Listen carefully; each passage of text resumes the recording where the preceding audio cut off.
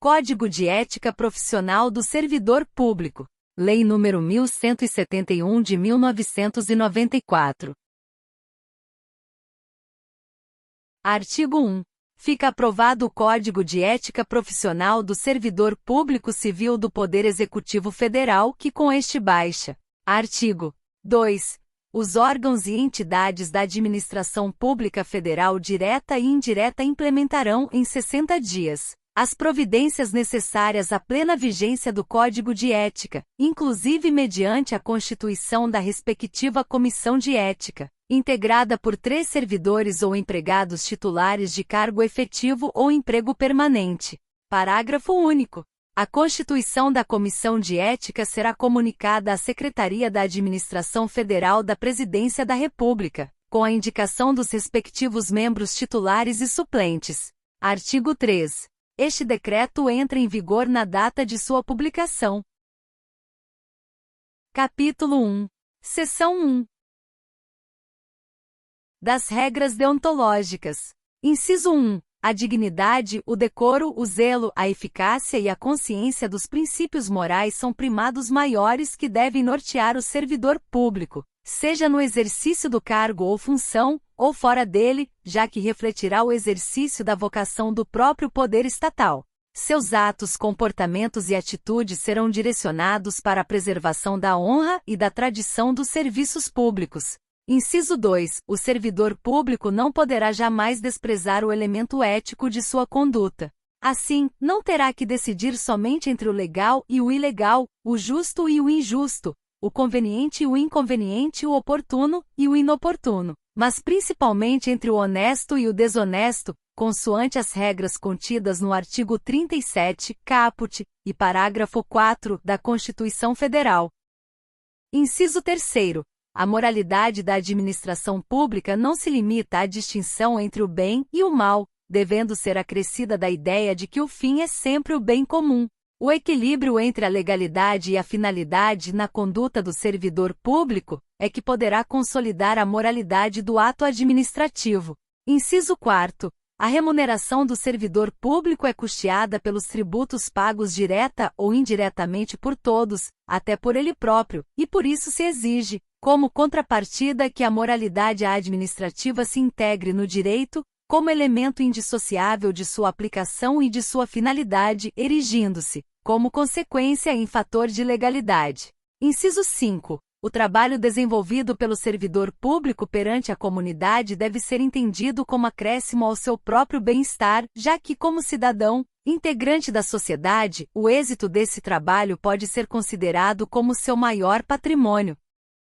Inciso 6. A função pública deve ser tida como exercício profissional e, portanto, se integra na vida particular de cada servidor público. Assim, os fatos e atos verificados na conduta do dia a dia em sua vida privada poderão acrescer ou diminuir o seu bom conceito na vida funcional. Inciso 7. Salvo os casos de segurança nacional, investigações policiais ou interesse superior do Estado e da administração pública, a serem preservados em processo previamente declarado sigiloso nos termos da lei, a publicidade de qualquer ato administrativo constitui requisito de eficácia e moralidade, ensejando sua omissão comprometimento ético contra o bem comum, imputável a quem a negar. Inciso 8. Toda pessoa tem direito à verdade. O servidor não pode omiti-la ou falseá-la, ainda que contrária aos interesses da própria pessoa interessada ou da administração pública. Nenhum Estado pode crescer ou estabilizar-se sobre o poder corruptivo do hábito do erro, da opressão ou da mentira, que sempre aniquilam até mesmo a dignidade humana quanto mais há de uma nação. Inciso 9. A cortesia, a boa vontade, o cuidado e o tempo dedicados ao serviço público caracterizam o esforço pela disciplina. Tratar mal uma pessoa que paga seus tributos direta ou indiretamente significa causar-lhe dano moral.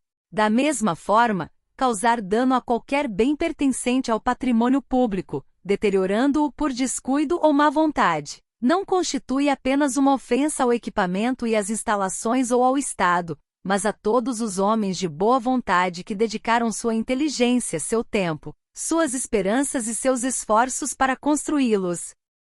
Inciso 10. Deixar o servidor público qualquer pessoa à espera de solução que compete ao setor em que exerça suas funções, permitindo a formação de longas filas, ou qualquer outra espécie de atraso na prestação do serviço, não caracteriza apenas atitude contra a ética ou ato de desumanidade, mas principalmente grave dano moral aos usuários dos serviços públicos.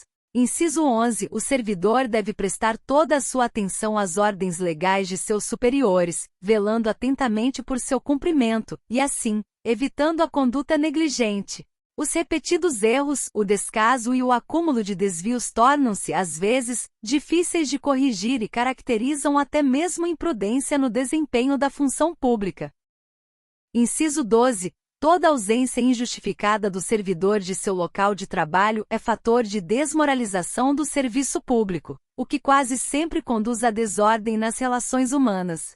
Inciso 13. O servidor que trabalha em harmonia com a estrutura organizacional, respeitando seus colegas e cada concidadão, colabora e de todos pode receber colaboração, pois sua atividade pública é a grande oportunidade para o crescimento e o engrandecimento da nação. Seção 2. Dos principais deveres do servidor público. Inciso 14. São deveres fundamentais do servidor público: a. Desempenhar, a tempo, as atribuições do cargo, função ou emprego público de que seja titular. B. Exercer suas atribuições com rapidez, perfeição e rendimento, pondo fim ou procurando prioritariamente resolver situações procrastinatórias, principalmente diante de filas ou de qualquer outra espécie de atraso na prestação dos serviços pelo setor em que exerça suas atribuições, com o fim de evitar dano moral ao usuário. C. Ser probo, reto, leal e justo, demonstrando toda a integridade do seu caráter, escolhendo sempre, quando estiver diante de duas opções, a melhor e a mais vantajosa para o bem comum. D. Jamais retardar qualquer prestação de contas, condição essencial da gestão dos bens, direitos e serviços da coletividade a seu cargo, e tratar cuidadosamente os usuários dos serviços aperfeiçoando o processo de comunicação e contato com o público. F. Ter consciência de que seu trabalho é regido por princípios éticos que se materializam na adequada prestação dos serviços públicos.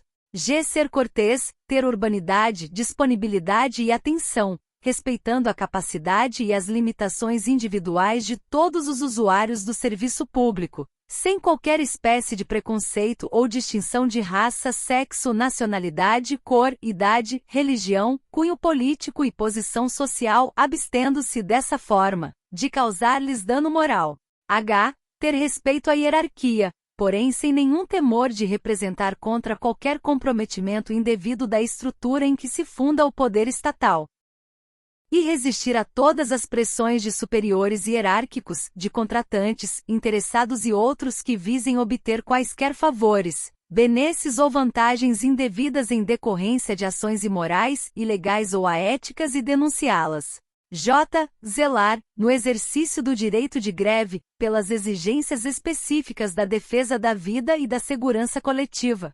L. Ser assíduo e frequente ao serviço, na certeza de que sua ausência provoca danos ao trabalho ordenado, refletindo negativamente em todo o sistema. M. Comunicar imediatamente a seus superiores todo e qualquer ato ou fato contrário ao interesse público, exigindo as providências cabíveis. N. Manter limpo e em perfeita ordem o local de trabalho, seguindo os métodos mais adequados à sua organização e distribuição. O participar dos movimentos e estudos que se relacionem com a melhoria do exercício de suas funções, tendo por escopo a realização do bem comum. P. Apresentar-se ao trabalho com vestimentas adequadas ao exercício da função. Que manter-se atualizado com as instruções, as normas de serviço e a legislação pertinentes ao órgão onde exerce suas funções. R. Cumprir, de acordo com as normas do serviço e as instruções superiores, as tarefas de seu cargo ou função, tanto quanto possível com critério, segurança e rapidez, mantendo tudo sempre em boa ordem. S. Facilitar a fiscalização de todos os atos ou serviços por quem de direito. T. Exercer com estrita moderação as prerrogativas funcionais que lhe sejam atribuídas, abstendo-se de fazê-lo contrariamente aos legítimos interesses dos usuários do serviço público e dos jurisdicionados administrativos. O abster-se, de forma absoluta, de exercer sua função, poder ou autoridade com finalidade estranha ao interesse público, mesmo que observando as formalidades legais e não cometendo qualquer violação expressa à lei. V. Divulgar e informar a todos os integrantes da sua classe sobre a existência deste código de ética, estimulando seu integral cumprimento. Seção 3. Das vedações ao servidor público. Inciso 15. E vedado ao servidor público: a. uso do cargo ou função, facilidades, amizades, tempo, posição e influências, para obter qualquer favorecimento, para si ou para outrem. B. Prejudicar deliberadamente a reputação de outros servidores ou de cidadãos que deles dependam. C. Ser, em função de seu espírito de solidariedade, conivente com erro ou infração a este código de ética ou ao código de ética de sua profissão. D. Usar de artifícios para procrastinar ou dificultar o exercício regular de direito por qualquer pessoa, causando-lhe dano moral ou material. E deixar de utilizar os avanços técnicos e científicos ao seu alcance ou do seu conhecimento para atendimento do seu mister. F. Permitir que perseguições, simpatias, antipatias, caprichos, paixões ou interesses de ordem pessoal interfiram no trato com o público, com os jurisdicionados administrativos ou com colegas hierarquicamente superiores ou inferiores. G. Pleitear, solicitar, provocar, sugerir ou receber qualquer tipo de ajuda financeira, gratificação, prêmio, comissão, doação ou vantagem de qualquer espécie, para si, familiares ou qualquer pessoa, para o cumprimento da sua missão ou para influenciar outro servidor para o mesmo fim. H. Alterar ou deturpar o teor de documentos que deva encaminhar para providências. E iludir ou tentar iludir qualquer pessoa que necessite do atendimento em serviços públicos. J. Desviar servidor público para atendimento a interesse particular. L. Retirar da repartição pública sem estar legalmente autorizado qualquer documento, livro ou bem pertencente ao patrimônio público. M. Fazer uso de informações privilegiadas obtidas no âmbito interno de seu serviço, em benefício próprio, de parentes, de amigos ou de terceiros. N. Apresentar-se embriagado no serviço ou fora dele habitualmente. O dar o seu concurso a qualquer instituição que atente contra a moral, a honestidade ou a dignidade da pessoa humana. P. Exercer atividade profissional aética ou ligar o seu nome a empreendimentos de cunho duvidoso. Capítulo 2. Das comissões de ética.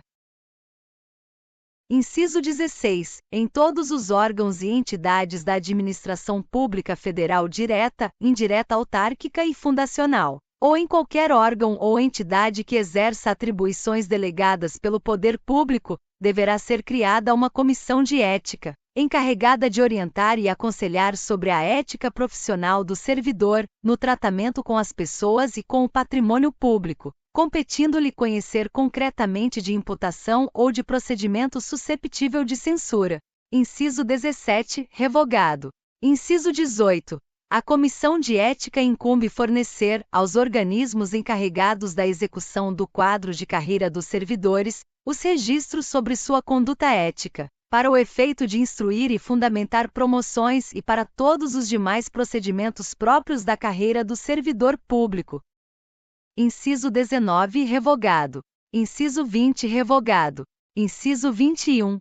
Revogado. Inciso 22. A pena aplicável ao servidor público pela Comissão de Ética é a de censura e sua fundamentação constará do respectivo parecer, assinado por todos os seus integrantes com ciência do faltoso. Inciso 23. Revogado. Inciso 24. Para fins de apuração do comprometimento ético, entende-se por servidor público todo aquele que por força de lei, contrato ou de qualquer ato jurídico preste serviços de natureza permanente, temporária ou excepcional, ainda que sem retribuição financeira, desde que ligado direta ou indiretamente a qualquer órgão do poder estatal, como as autarquias, as fundações públicas, as entidades paraestatais, as empresas públicas e as sociedades de economia mista, ou em qualquer setor onde prevaleça o interesse do Estado. Inciso 25, revogado. Obrigado por assistir ao canal. Curta, inscreva-se e compartilhe. E não se esqueça, nunca desista da sua aprovação.